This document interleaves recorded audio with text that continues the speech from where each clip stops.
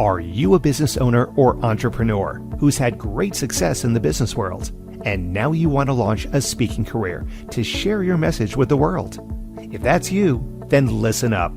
25-year speaking industry veteran Brett Ridgway has released his latest special report, 3 key things entrepreneurs must master to build a profitable speaking business. To pick up your copy, go to brettridgway.com/freebie. Welcome to the Spotlight on Speaking show with Brett Ridgway, where you'll learn the keys to building a profitable speaking business from speaking industry pros. Each week, we interview a great guest who will share his or her speaking journey, identify what their keys to success have been, and highlight some critical mistakes they've made along the way that you'll want to avoid. Be sure to visit our website at spotlightonspeaking.com. And while you're there, subscribe to us via your favorite network. Now, sit back, tune in, and get ready to meet this week's guest.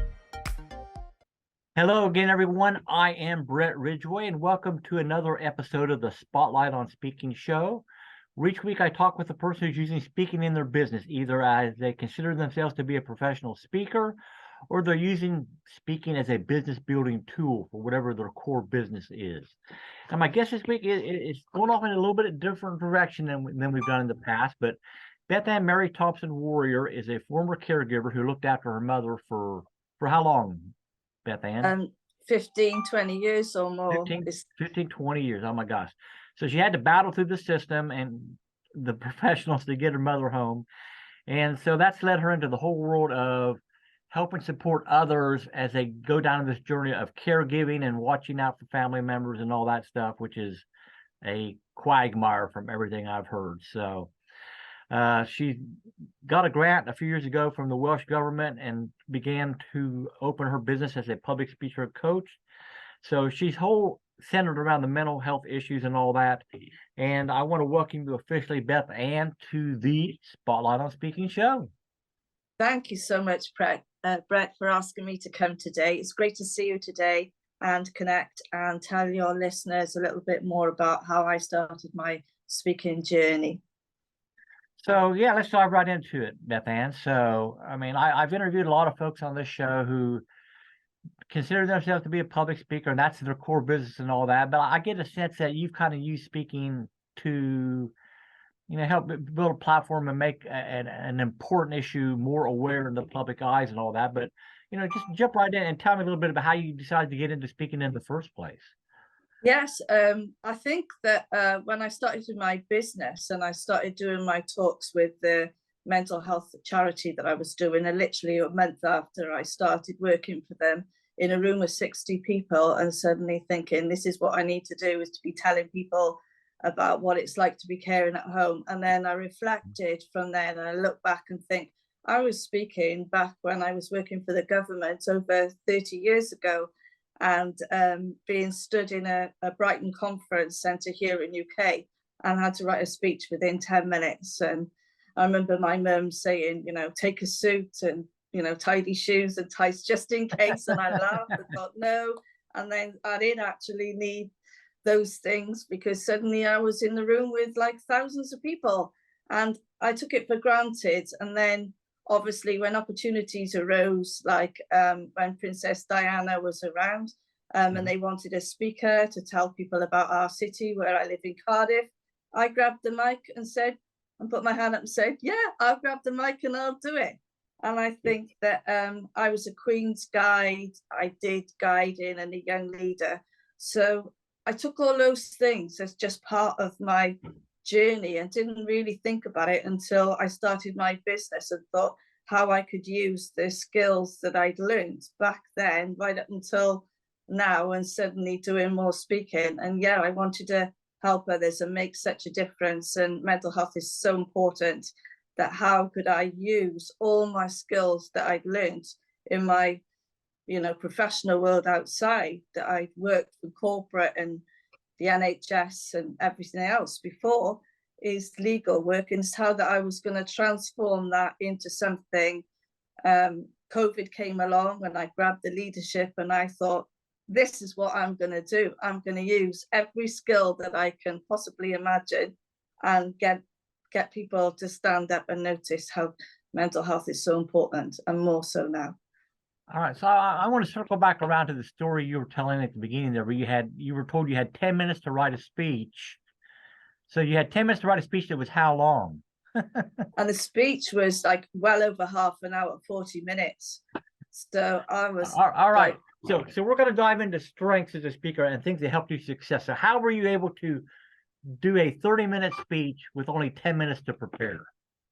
I think that the main thing, I think, at that time was knowing your subject and knowing what was going to grab the audience and make them be engaged, make them speak slowly so they understood the language, and get them to start asking questions and that. So I've still got the book upstairs, funny enough, which I found the other day and thought, oh, I've still got the speech that I wrote, and thought, I wrote this in, because I do write a lot of things. You know, I've written a lot of articles on loneliness and depression. So I've been writing for a long time. So it just comes naturally. And I think the main thing is if you're going to write a speech or you're going to write an article, is being authentic and writing from your heart to help people. And that's what I try and do when I'm writing my posts or anything, even now, or like things that I want to write about, is writing that it's important to let people know that, you know, we do make mistakes. None of us is perfect, but we can all help each other in our own superpowers. So I think you and I have crossed paths, Bethan, a few times at maybe Speakers Playhouse. I mean, I forget where I met everybody because I've been so many networking events over the years. And they say, obviously, at Speakers Playhouse, if you have the opportunity to grab the microphone, do it. So obviously, you have no shyness in that arena whatsoever. So, you know, where does that self-confidence come from that, you know, you're not afraid to grab the mic and command the room? I think the self-confidence came from the fact that I'd battled when my mum was in hospital, and I was arrested, and I went through, you know, having to deal with all the health professionals and everything else, that I really thought this, you know, if I didn't do it, no one else was going to do it. And I think that being involved with other people, and I decided that when COVID came along, it's like everyone said, oh, you know, we're all inside, you know, Americans were going, you know, you guys in America were going out to your coffee bars, and I was stuck at home. And I decided to join the leadership program and that, so that I could connect with people and find out more about business and about speaking opportunities and about how I could, you know, what I was going to do out in the world and transform. And I think that confidence came as well by networking and going to different networks and meeting people like yourself in Speakers Playhouse. I found that and joined that, and, you know, was showing up consistently, and, you know, having one-to-ones with people and outside, even in the breakout rooms and that, because it's not necessary. You might think, oh, they've got nothing to offer, or you can't offer each other. And that's something that I've learned, is that you can collaborate and you can get some really good opportunities out there. So how many years have you been speaking in the mental health arena, Bethan? I think that I've been talking about mental health a long time. My mum was an ex-nursing sister, so I've always known about mental health. And as a young leader, I used to do talks. When I did my Queens, I did talks. And just over a period of years, and now like 5 years on since my mum's gone, and I started with a charity, and I work with a different charity now, and the NHS, and that is just a rolling program. I think, you know, it's just like a ball. Sometimes it's slow, sometimes it's fast, and it's almost like in between you have the fireworks that sometimes it's like you need to stop for a minute and, you know, take a different direction. You know, you may have made a mistake and you think, but each time it's going to get better. So in the niche that you serve, how you had to adapt how you approach your speaking in the virtual world in comparison with doing in-person events at all? Yes, and also three things I think. Obviously, we're in a world now where we've got Zoom, you're the other side of the world and that, but whenever I'm listening to speakers, I also have a head injury from, unfortunately, before my mum died, one of my family couldn't cope with the cancer and dementia and left me with bruising on the brain. So sometimes when speakers are on a Zoom, they can talk very fast. And sometimes you miss those things, and they could be experienced speakers.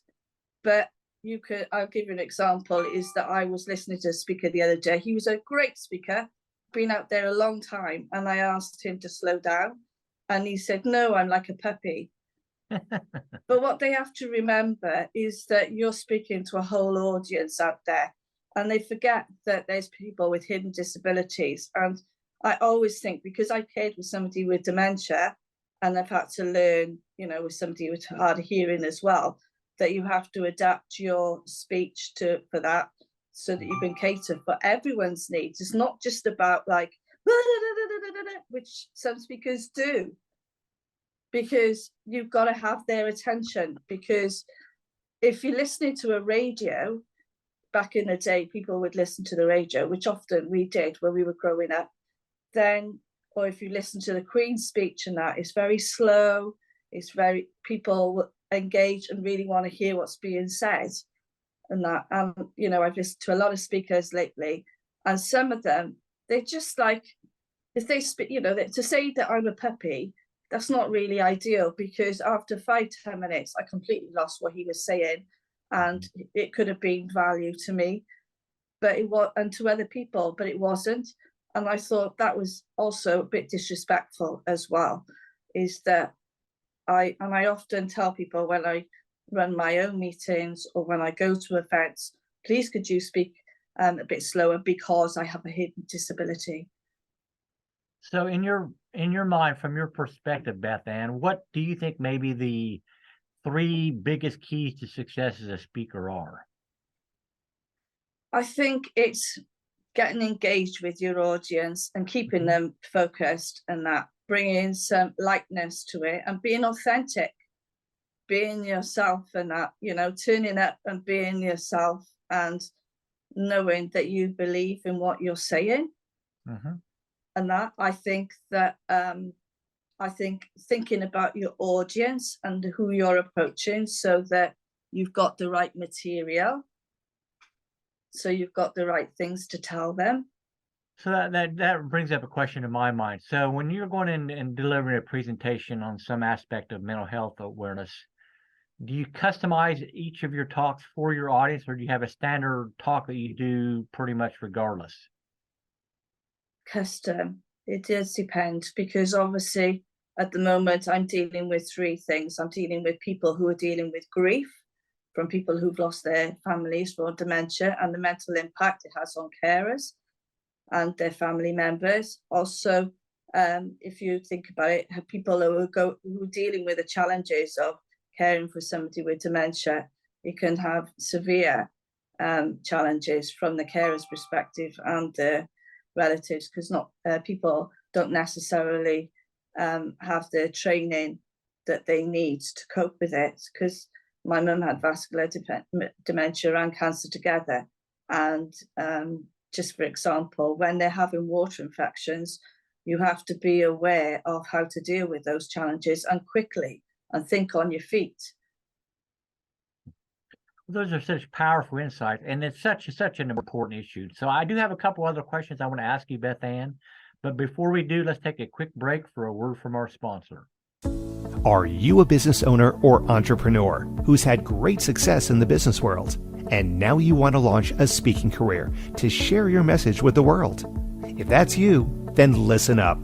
25-year speaking industry veteran Brett Ridgway has released his latest special report, 3 key things entrepreneurs must master to build a profitable speaking business. To pick up your copy, go to brettridgway.com/freebie. And we are back with the Spotlight on Speaking show, and my guest this week is Bethan Thompson, and we're talking about her speaking career in the mental health niche. So this is probably my favorite question to ask people, Bethan. So I'm going to ask you to bare your soul here a little bit and share a mistake or two maybe that you've made personally along the way that you would highly advise aspiring speakers not to make. So embarrass yourself here. That's what I'm saying.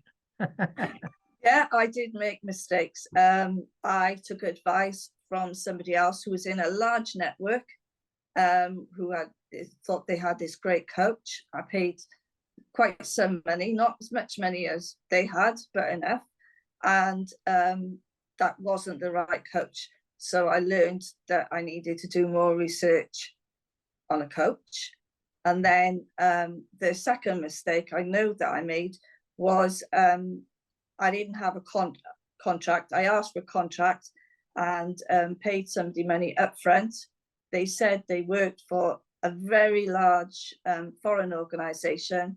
And then after doing my homework, thankfully, I stopped sending money and realized something was not right and did some more homework and found, luckily I got some money back, but that wasn't as much as the first, but nevertheless, I learned I learned that I needed to go to the right networks and get to know, like, and trust people before I was going to hand over any more money again.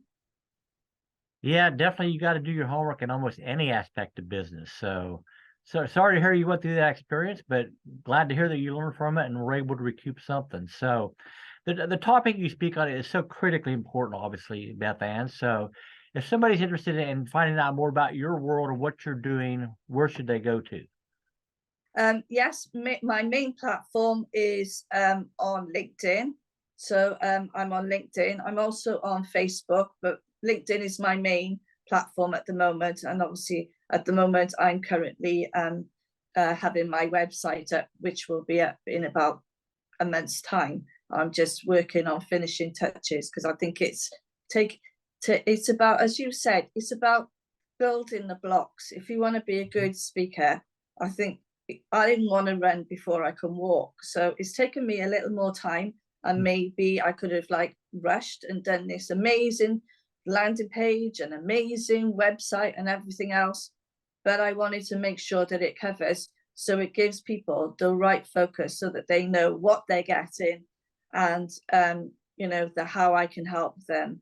Because mental health is such a huge area, because although it started when I first started my business with dementia, obviously people with COVID and everything, people have lost people through COVID, so grief, there's stress, there's depression, and there's lots of things that I can help people with besides.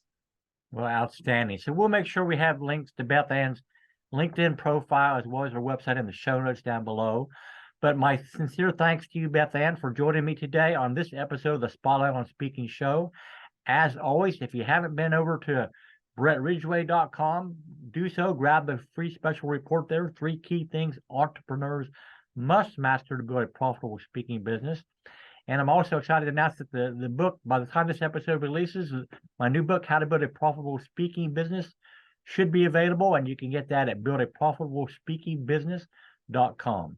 But as always, I wish you the greatest success in all that you do. Thank you so much, Bethan. And here's to making 2023 your greatest year yet. Take care. Thank you so much, Brett. Thank you. This has been the Spotlight on Speaking show with Brett Ridgway. Be sure to join us every week as we interview speaking industry pros and have them share their best tips for building a profitable speaking business. Until next week, thank you for tuning in, and remember to visit our website at spotlightonspeaking.com so you can enjoy even more great episodes like this one. While you're here, be sure to subscribe via your favorite network. We look forward to seeing you next time on the Spotlight on Speaking show.